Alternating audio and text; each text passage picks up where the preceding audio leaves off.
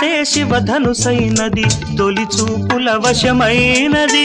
వలపు స్వయంవరమైనప్పుడు గెలువనిది ఏది ఒక బాణము ఒక భార్య అన్నది శ్రీరాముని చిరయసమైనది శ్రీవారు వరమిస్తే సిరులన్నీ నావి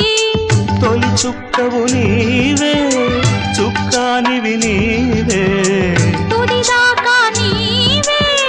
మరు జన్మకు నీవే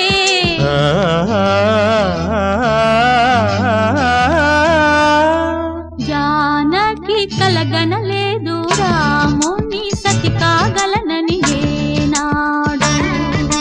రాముడు అనుకోలేదు జానకి పతి కాగలనని ఆనాడు